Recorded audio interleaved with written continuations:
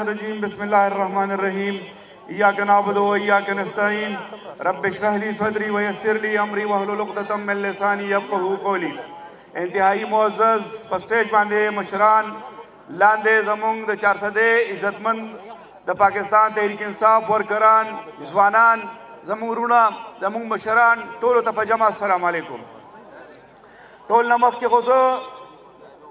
شهید علمزیب عمرزی چې زما کالج میټ هم و او زما ډېر ښه ملګری هم و د هغه جدوجهد ته خراج تحسین پیش کوم چې هغه یو سیلف میډ کس و او هغه چې کوم مقام ته الله رسولی و هغه په خپل خدمت باندې صرف او صرف د قوم د خدمت په نتیجه کې هغه مقام ته رسېدلی و نن د هغه د شهادت نه څو کاله بعد هم چې کوم دی د هغه په برسۍ باندې دومره خلک راځي او هغه ته خراج تحسین پیش کوي دا د هغه چې کوم دی ګریټنس و نو زه هغه ته خراج تحسین پیش کوم دویمه خبره وخت تاسو ډېر زیات نه علمه صرف تاسو ته دوه درې خبرې کوم د موجوده حالاتو په دې ټایم کې چې کوم وزیر اعظم راغلی دی د پاکستان په تاریخ کې په لومړي ځل باندې داسې کار شو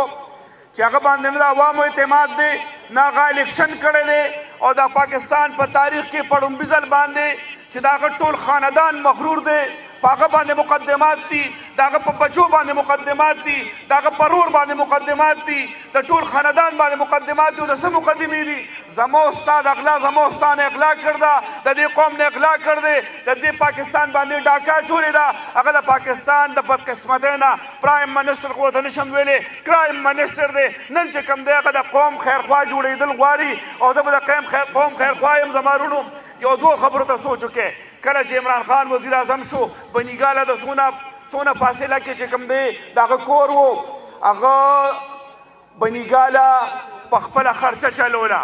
هغه د یو پرایم منسټر چې کوم هاوس دی سرکاري هغه د هغه دفتر و او چې کله دا موجوده ډاکو دته موږ وزیر اعظم نه وایو دته موږ د قوم خیرخوا نه وایو دته موږ غدار وایو دا د امریکې ایجنټ دی دا د سامراج ایجنټ دی دا سړی چې کوم دی د پاکستان وزیر اعظم خو نشي کېدی خو دی چې څنګه راغی نو د یو چې کوم دی په ماډل ټاون کې یو په رایون کې زما په خیال درې چې کوم دی درې کورونه یې خپل ذاتي هغه یې سرکاري پرایم منسټر کیمپ آفس وګرځو د څه دپاره په دې ځان پوه کړئ د دې دپاره چې د دغه کورونو خرچه چې کوم دی دا هم د سرکار د جیبه ځي دا چې دا د ده لومبنی اقدام و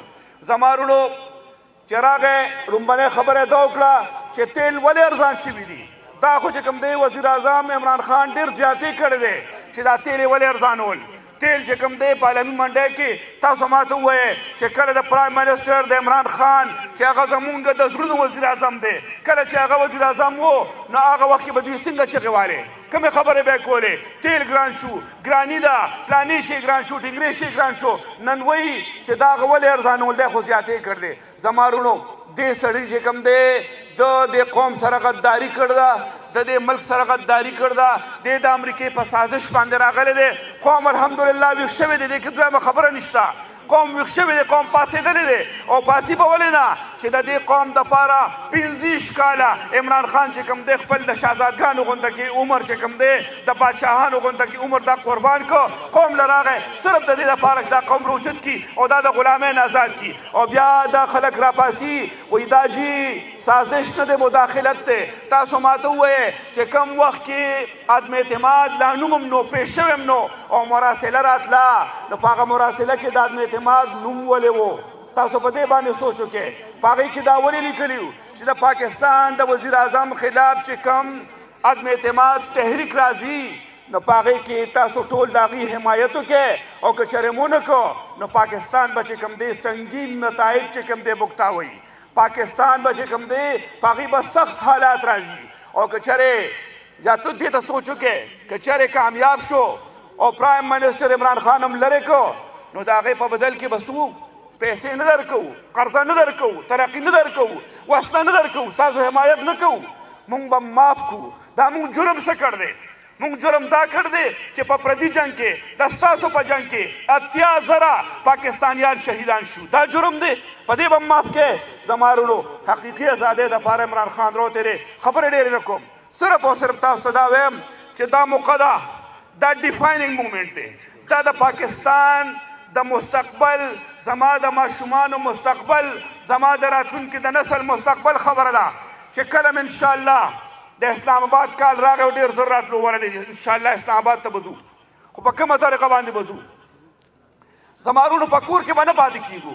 چې څومره کسان په کور کې به راوځي دا د تحریک انصاف مسله نه ده دا د عمران خان مسله نه ده دا زما ستا مسله نه ده دا د دې قوم د مستقبل مسله ده د دې قوم د تقدیر مسله ده د دې ماشومانو د تقدیر مسله ده دا د پاکستان چې کوم دی مستقل ازادۍ مسله ده دې دپاره به روځو څنګه چې تحریک پاکستان کې زما او ستا مشران راوتي وو د وینې قربانۍ یې ورکړې وې د بچو قربانۍ یې ورکړې وې همدغه شان به انشاءالله روځو او انشاءالله خامخا به روځو د خپل مستقبل دپاره به راځو د امریکې نه د ازادۍ دپاره به روځو انشاءالله په دې ټایم کې په موږ باندې چې کوم حکمرانان دي هغه د غلامانو غلامان دي او د هغې نه پس چې کوم دی په موږ حکمراني کوي نو انشاءالله د دغې د غلامانو د غلامۍ د دې نه د ازادۍ دپاره به انشاءالله تاسو ټولو ته خواست کوم روزی به انشاءالله وعده را سره وکړئ روزی به انشاءالله ښه په ګڼ تعداد کې به انشاءالله د 400 نه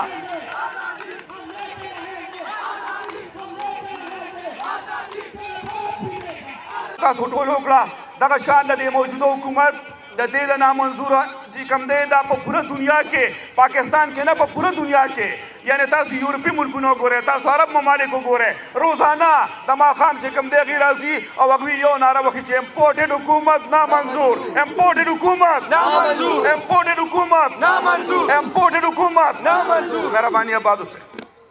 د پاکستان تحریک انصاف د 400 سره تعلق لرونکي درنو مشرانو همزولو او مانه کشرانو د ISF والا د یوت والا څومره چې زموږ د PTI ټایګر دي د میډیا والا ټولو ته په جمع السلام علیکم ملګرو د ټول نه مخکې خو زه علمزیب عمرزی شهید چې ډېر یو آزاد ذهن والا کس او د سټیټس کو خلاف او د دې قوم د خدمت دپاره هغه خپل ځان تړلی او په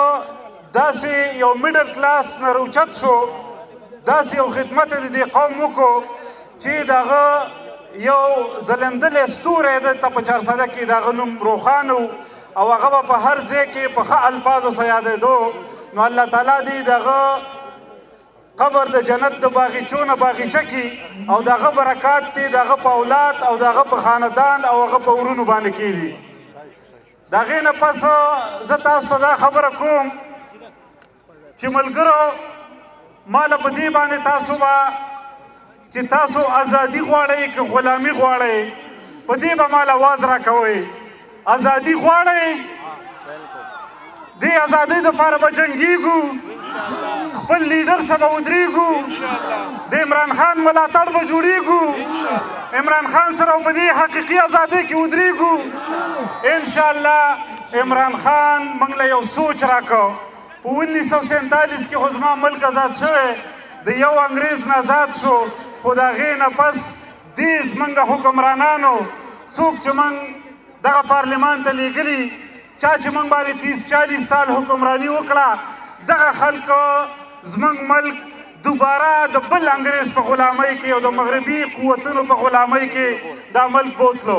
او په هغه غلامۍ کې موږ صرف نقصان وکړو په 1980 نه د 80 نه چې کله د افغانستان وار شروع شو د هغې نه پس موږ د امریکې په ډیکټیشن د مغربي قوتونو په ډیکټیشن باندې دا ملک په جنګونو کې ور واچو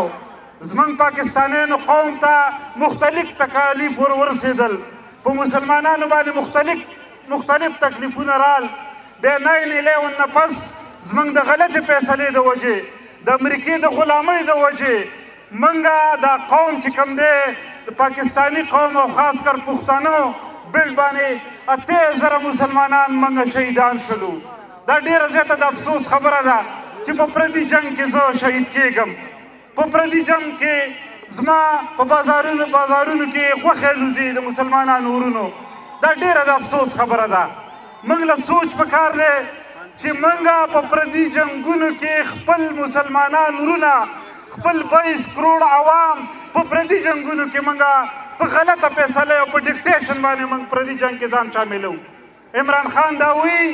چې زه آزاد خارجه پالیسي غواړم. هغه موږ ته یو ازادي راکول غواړي. هغه زما قوم د پردي جنګونو نه ایستل غواړي. زما قوم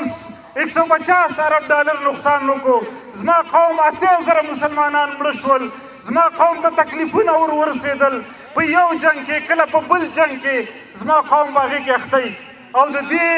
د دې غلامانه ذهنیت د وجې زما قوم په دې څیزونو کې اخته دی. نو زه تاسو ته وایم چې عمران خان حقیقي ازادي موږ له راکول غواړي. عمران خان غواړي هغه څه وي؟ هغه که روس ته لاړې څه دپاره لاړې؟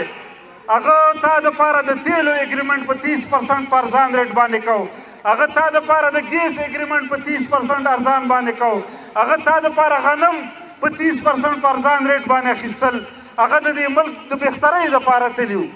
هغه دا غواړي چې دا ملک موږ په خپله ازادې فیصلې وکړو. او عمران خان ګناه څه وه؟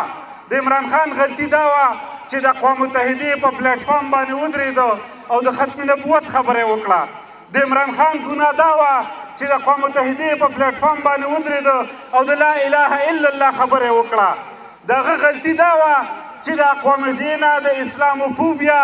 ریزولوشن او قرارداد یې پاس کو چې په هر 15 مارچ په ټول عالمي نړۍ کې په هر کال په 15 مارچ باندې دا ورځ مانځلی شي چې اسلام ته به څوک په سپک نظر باندې نه ګوري. د هغه دغه ګناه وه. د هغه دا ګناه وه چې په 2 میاشتو کې دننه 41 سال بعد د OIC د اسلامي ملکونو سربراهان اسلام آباد ته راوست او د هغې مشري وکړه او د اسلامیک بلاک خبره یې وکړه. د هغه قصور ده و. د هغه دا قصور و چې هغه نه کله په یو انټرویو کې تپوس وشو چې ته به د افغانستان خلاف دلته اډې ورکې، نو د هغه دا جواب و چې اپسلوټلی ناټ. د هغه دغه قصور و. نو زه تاسو دا خبره کوم دا زموږ د غیرت خبره ده. عمران خان په ما باندې سټینډ اخیستی، په تاسو سټینډ اخیستی، په اسلامي نړۍ باندې سټینډ اخیستی، په پاکستاني قوم باندې سټینډ اخیستی. موږ به یو غیرتمن لیډر چې په موږ یې سټینډ اخیستی، موږ به هغه لیډر څه ودرېږو، موږ به په هغه باندې سټینډ څالو. او هغه چې کوم کال ورکړی چې تاسو به زه اسلام آباد ته راغواړم، نو ټول لاس اوچت کوئ. انشاءالله ټول به ورسره ځو، ټول به ځو. د عمران خان ملاتړ به جوړېږو. د حقیقي ازادۍ دپاره به جدوجهد کوو. او انشاءالله کومې پورې چې د فوري الیکشن اعلان نه شوی د هغې پورې به ټول موږ انشاءالله هغه سره کلک ودرېږو. ډېره مننه والسلام. انتظار کی گھڑی ختم. راغواړم